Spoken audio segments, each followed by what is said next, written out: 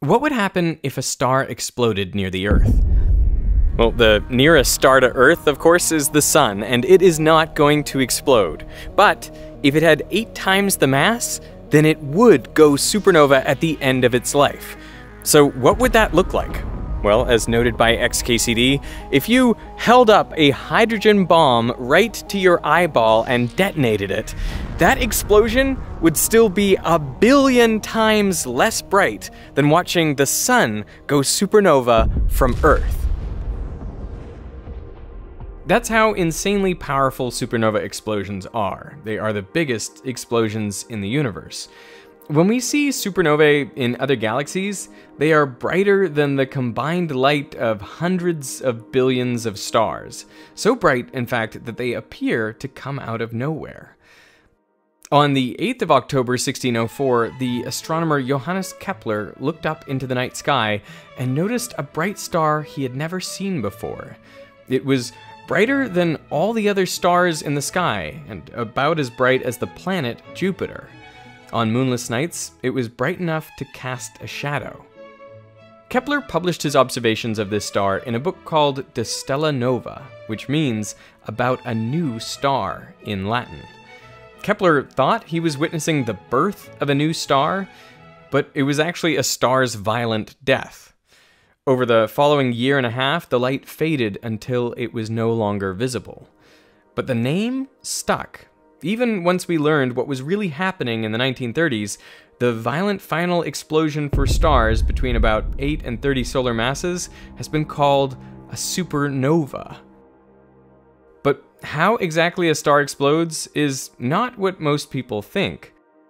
For most of a star's life, it exists in a stable balance. In its core, it fuses lighter elements together to make heavier ones, and in the process, it converts a small amount of matter into energy. This energy is really what keeps the star from collapsing in on itself. Gravity compresses the star, but that force is counteracted by the pressure generated by the movement of particles inside the star, and by the pressure of photons released by fusion. So, in effect, stars are propped up by their own light. If the rate of fusion drops at the center of the star, the temperature and the pressure decrease. Gravity starts winning, compressing the star. But this increases the temperature and pressure in the core, which increases the rate of fusion. It's a stable, self-regulating system. But there's a problem. Stars have a finite amount of fuel, which over time gets used up. Our Sun is about 5 billion years into its 10 billion year lifespan. There are stars dozens of times more massive than the Sun, which you would think would live much longer, but they actually use up their nuclear fuel faster. A star 20 times the mass of our Sun has a lifespan of just 10 million years, and more massive stars burn hotter and even brighter, but for much shorter lives. For 90% the life of a star, the core is only hot enough to fuse hydrogen into helium. And when the hydrogen runs out, fusion slows, gravity compresses the core, and its temperature increases to 200 million degrees, at which point helium fuses into carbon. There's enough helium to power the star for around 1 million years, but as the helium runs out, the core is again compressed and heated. Carbon starts fusing into neon, which lasts about 1,000 years, and then neon fuses into oxygen for a few more years, then oxygen to silicon for a few months, and at 2.5 billion degrees, silicon fuses into nickel, which decays into iron. Now, at the heart of this giant star, there is an iron core building that's only a few thousand kilometers across.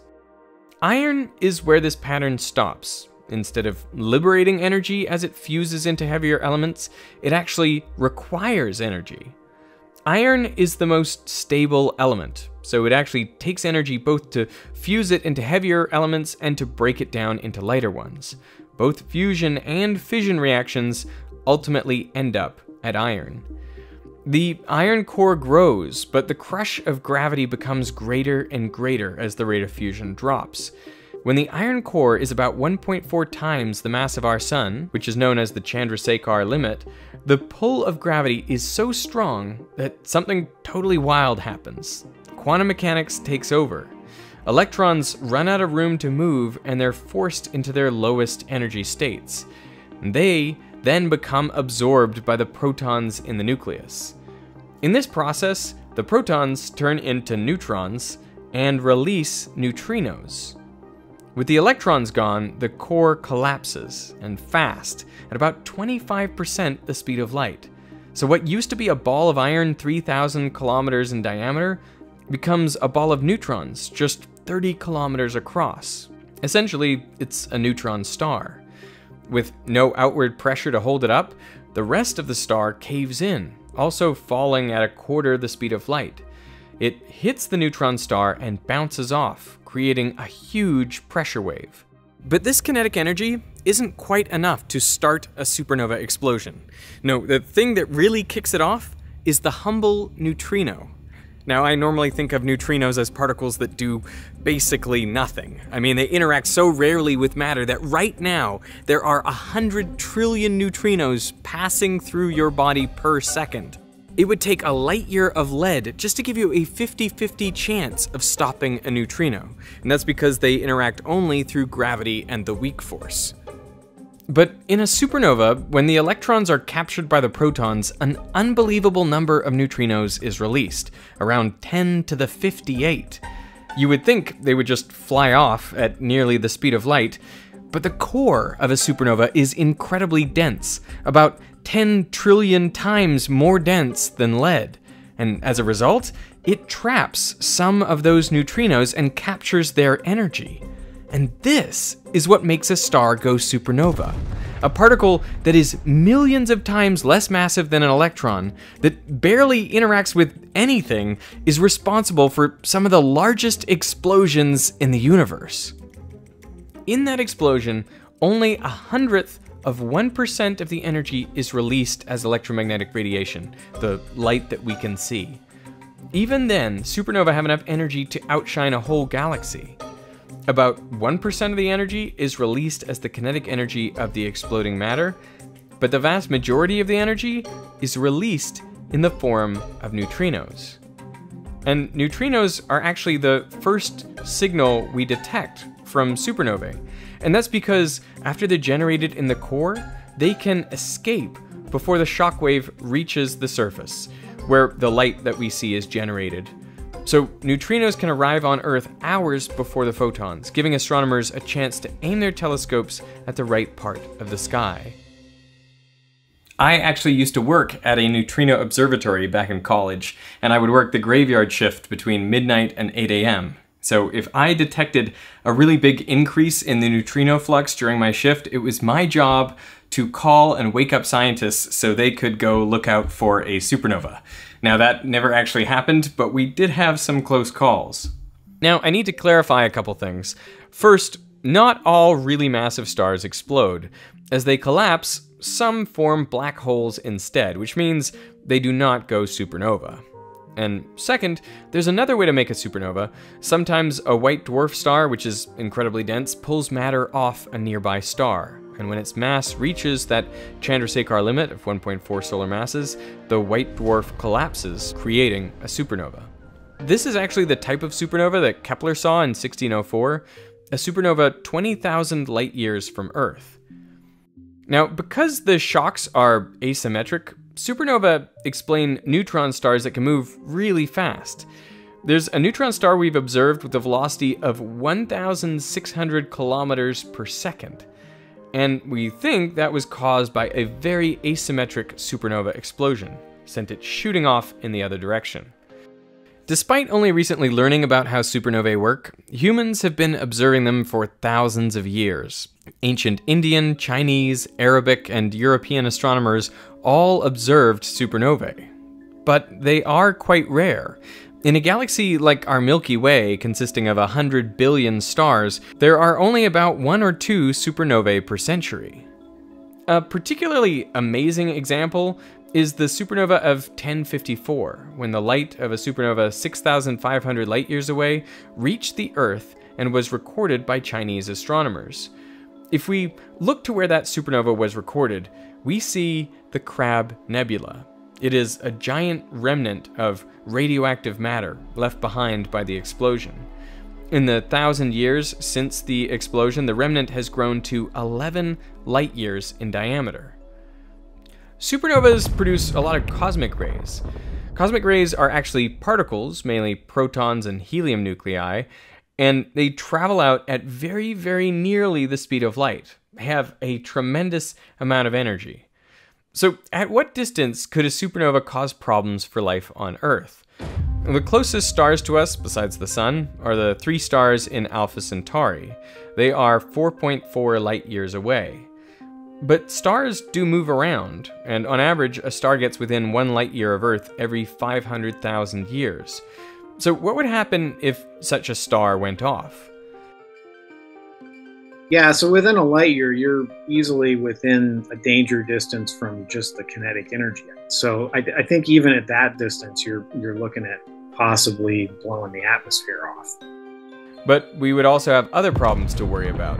Supernovae create conditions that are hot enough to fuse elements heavier than iron.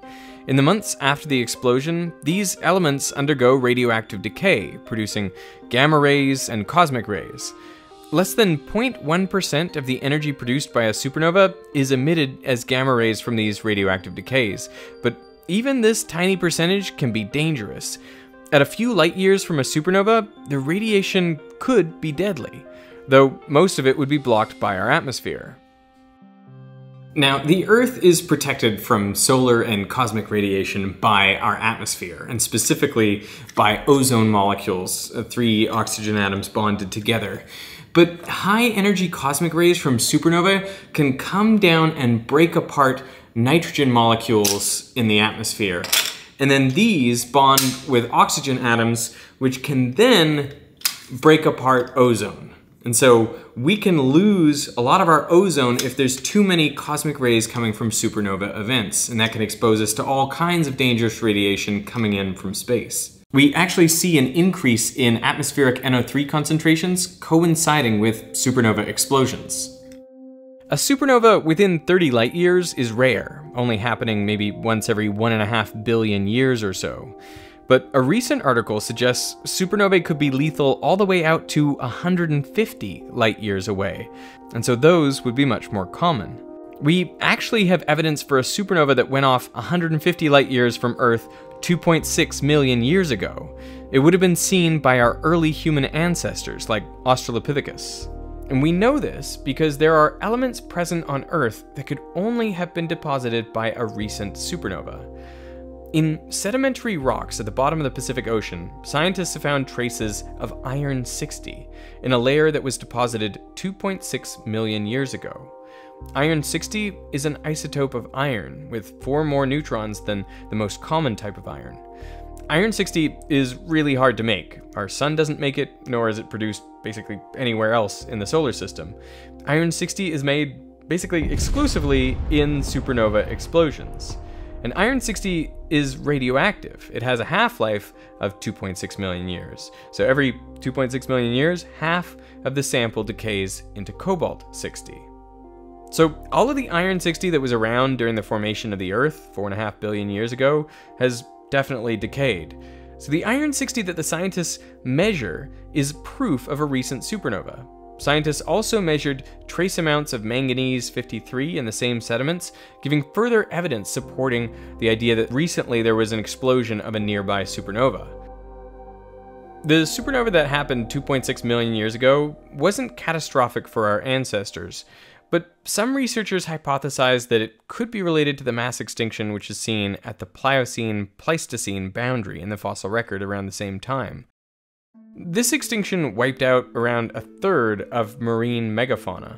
The idea is that the cosmic rays from the supernova hit particles in our atmosphere, creating muons, which are charged particles like the electron, only more than 200 times heavier.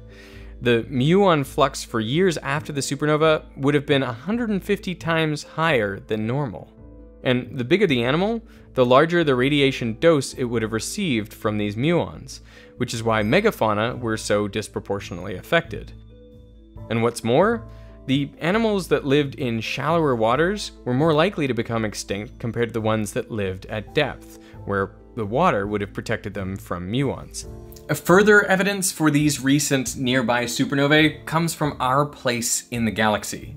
You know, if you look in the space between the stars in our galaxy, on average there are around 1 million hydrogen atoms per cubic meter. That may sound like a lot, but it's basically a perfect vacuum. But for hundreds of light years in all directions around our solar system, you find there are 1,000 times fewer hydrogen atoms. It's like they've all been blown out somewhere, and our solar system is existing in this cosmic void inside a low-density bubble. So that is evidence for maybe tens of supernovae that would have blown all this material outwards. But there are cosmic explosions that are even more deadly than normal supernovae: gamma-ray bursts. Gamma-ray bursts were discovered by the Vela satellites, which were looking for Soviet nuclear tests. But on the 2nd of July, 1967, the satellites detected a large burst of gamma rays which were coming from space. There are two main sources of gamma-ray bursts: mergers of neutron stars and the core collapses of gigantic stars called hypernovae. Hypernovae are caused by stars that are at least 30 solar masses and rapidly spinning. Their collapse leads to an explosion 10 times more powerful than a regular supernova, and it leaves behind a black hole. The gamma-ray bursts caused by hypernovae channel most of their energy into beams which are just a few degrees across. If there was a gamma-ray burst within 6,000 light years, it would decrease the ozone level enough that it could be catastrophic. To put this distance in context, a sphere with a radius of 6,000 light years contains hundreds of millions of stars. On October 9th, 2022, astronomers detected one of the most powerful gamma-ray bursts ever measured. It was powerful enough to measurably affect how the ionosphere bounces radio waves. The effect on the ionosphere was around the same as a solar flare. But this gamma-ray burst was located in a galaxy 2.5 billion light-years away. Astronomers speculate that a gamma-ray burst could have caused the late Ordovician mass extinction, which wiped out 85% of marine species 440 million years ago. There is no direct evidence, but gamma-ray bursts are common enough that it is estimated that there's been a 50% chance that there was an ozone-removing, extinction-causing GRB in the vicinity of Earth in the last 500 million years. So if a supernova or a gamma-ray burst were to go off near the Earth now, that would be pretty catastrophic. But in an ironic twist, we kind of owe our existence to these sorts of explosions, because 4.6 billion years ago, it was probably the shockwave from a nearby supernova which triggered the collapse of a cloud of gas and dust that gradually coalesced to form our solar system. So the sun, the Earth, and all of us wouldn't be here today without the explosions of nearby stars.